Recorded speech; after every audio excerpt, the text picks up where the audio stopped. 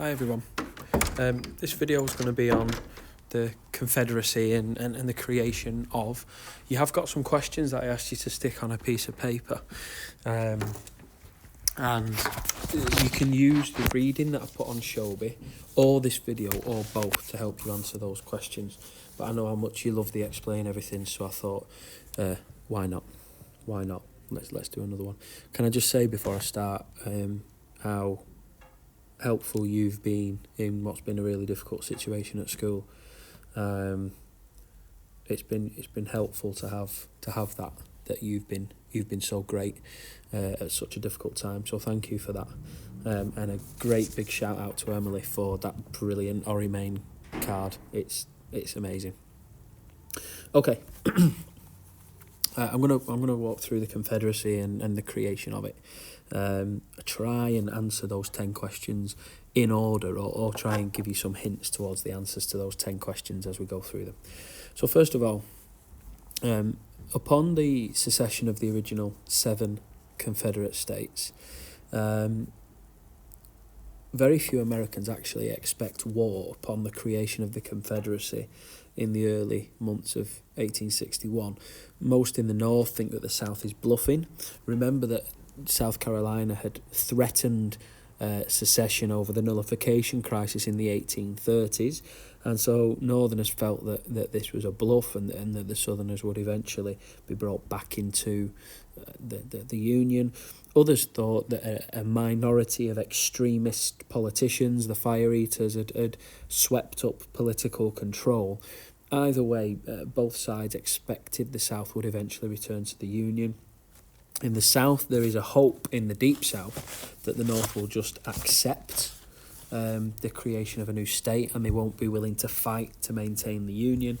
In the border states, there is a hope that the North will just accept some form of compromise, which the South will be agreeable to, which will eventually see the seceded states join the Union again. I think in the border states they're particularly hopeful of a compromise, because if there's going to be a battle between North and South, it's going to take place in that upper South border state territory. So they're the states that are going to see the battles and the carnage.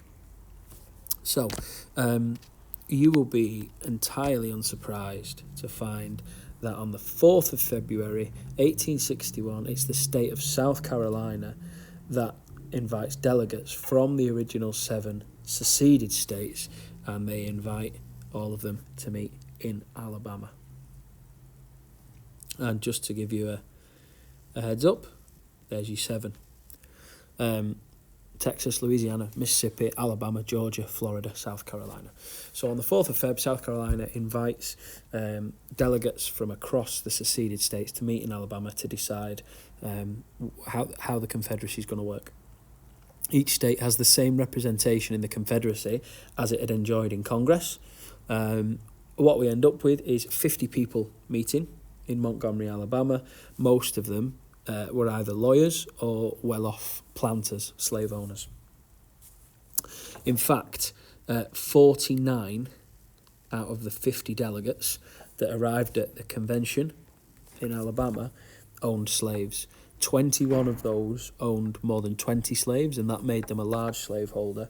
One delegate actually owned 473.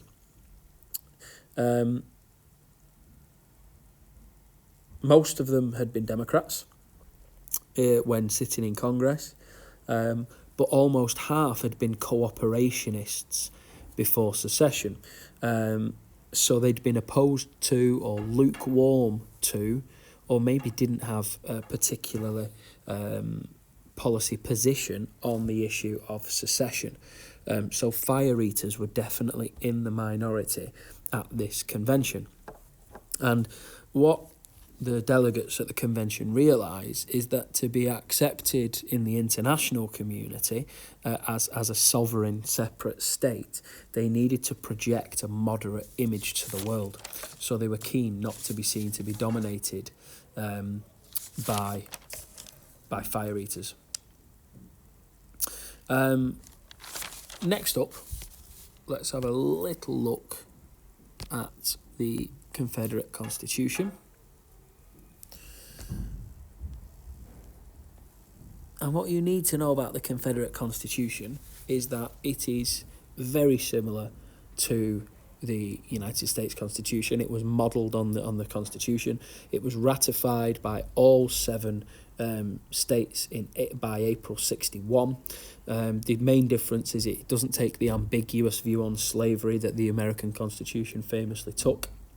It protected the institution of slavery in the states and in any territories that might be acquired. If you look on your map, to the west of Texas and Kansas, there is land to be had, land to become states that would join either the Union or the Confederacy.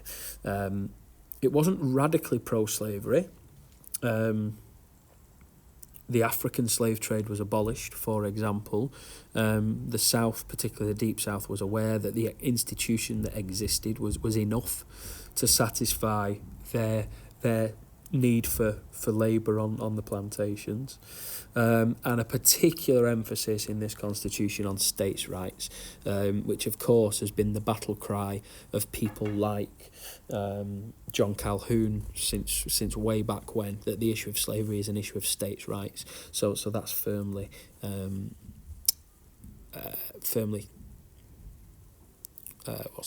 established in this constitution.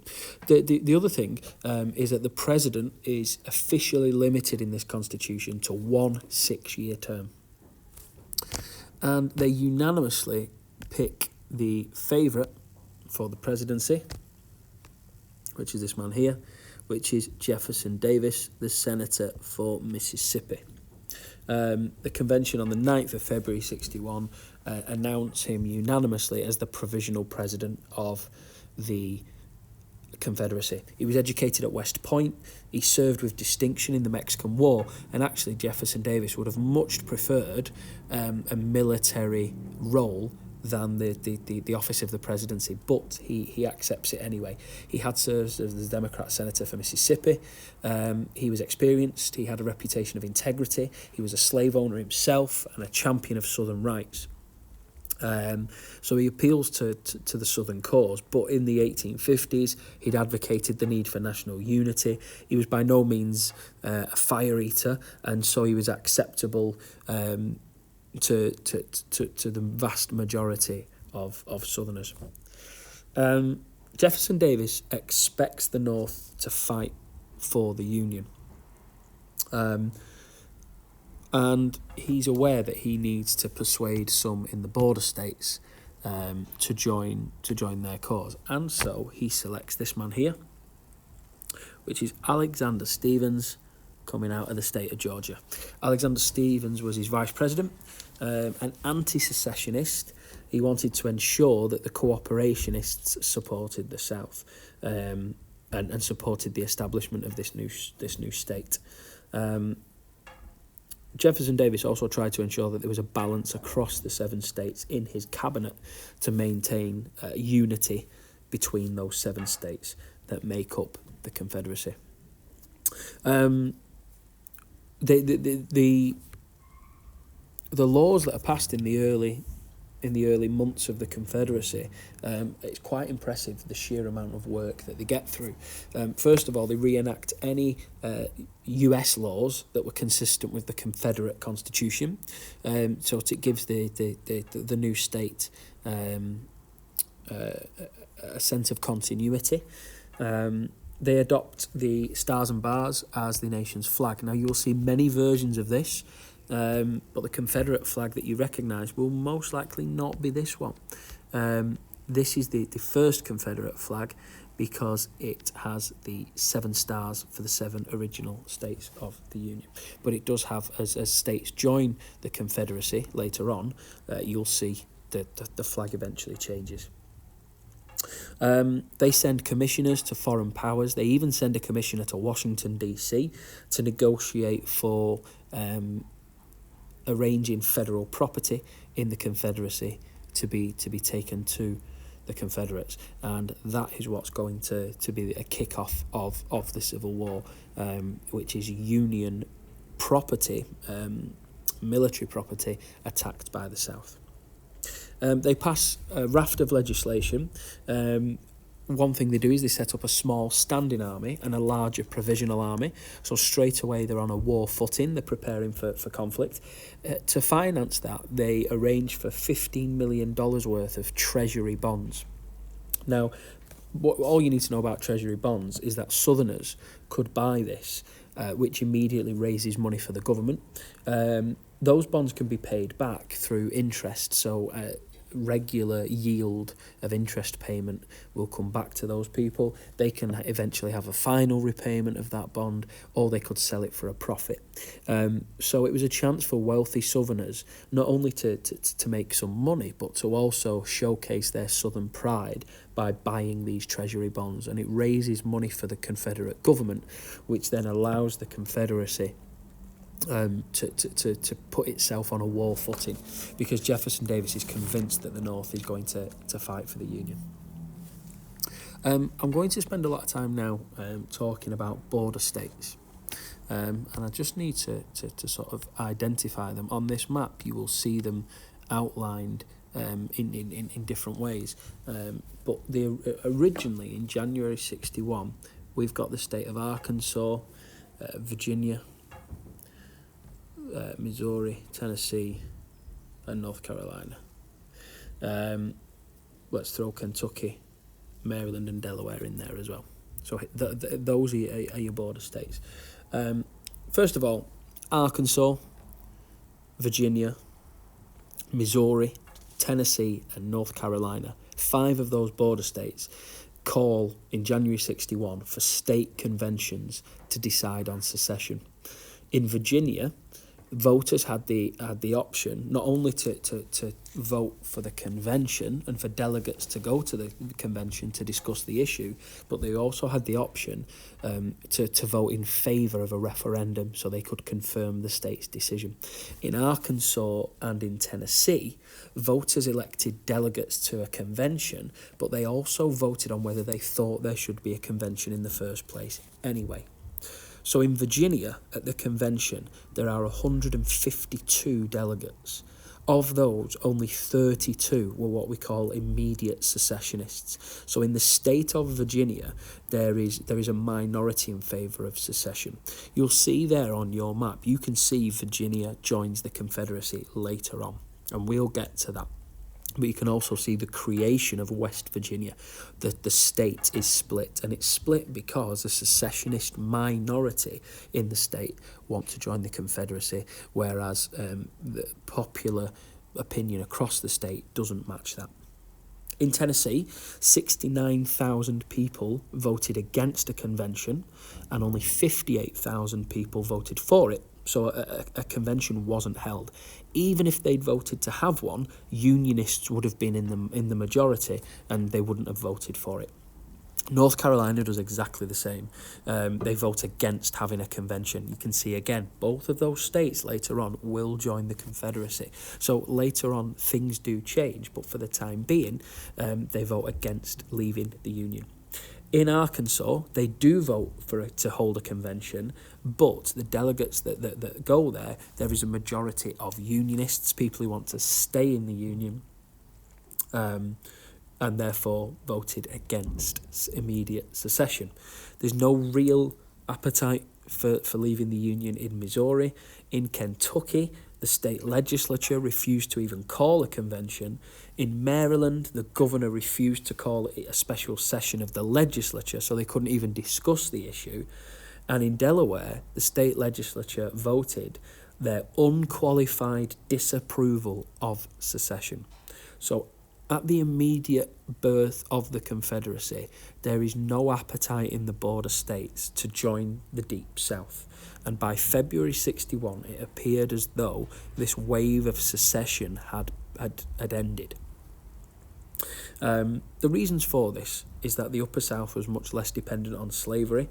Less than 30% of the population in the border states was black.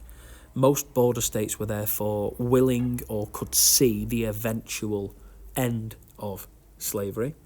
In Maryland, nearly half of the blacks that already lived there were free already. Many non-slaveholders in these border states were worried about committing themselves to a confederacy that was dominated by slaveholders, and the economic consequences that secession would have, because these border states tend to do much more trade with the North than say, the Deep South. Finally, and I know I mentioned it before, if there was to be a war, the Upper South would most likely be the battleground between North and South. And so that's another reason not to immediately feel a passionate need to join the new nation that's been created. It should not be a surprise that this block of states were not following the original 7. If you look at the 1860 election video, if you watch that back, you'll see that Missouri is one of the only places where Douglas picks up electoral college votes. It's the only state that he wins. But also in the Upper South, that's where Bell and the Constitutional Union Party pick up states as well. And so if we look at that part of the country, that was the part of the country that was still hoping for compromise, that was still hoping for a preservation of the Union and allowing slavery to flourish in the South. So it shouldn't be a surprise that the border states weren't initially just jumping to join the Confederacy.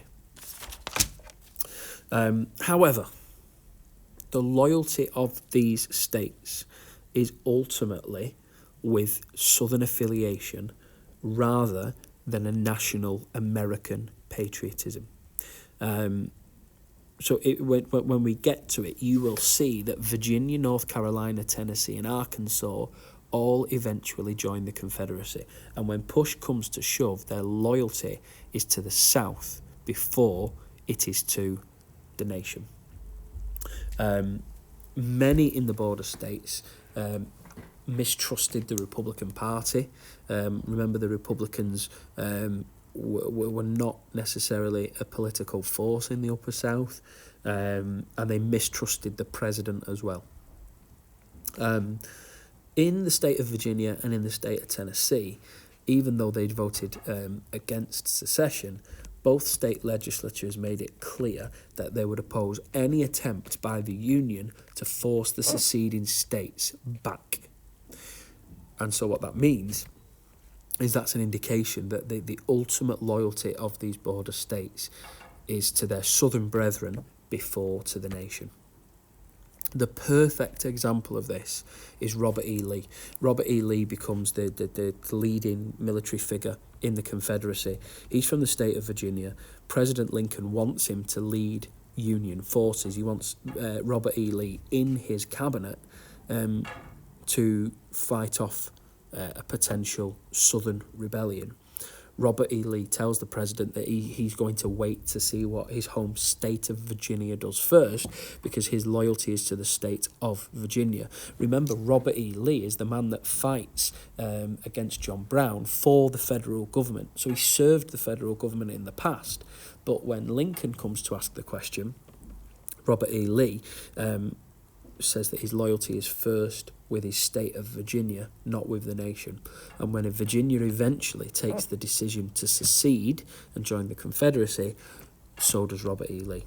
So ultimately in the Upper South, there isn't the ingrained necessity for slave labour. There isn't the fire-eating presence of extremist politics. There isn't a huge appetite for immediate secession. But underlying all of this is that the loyalty of these states is to the South first and America second.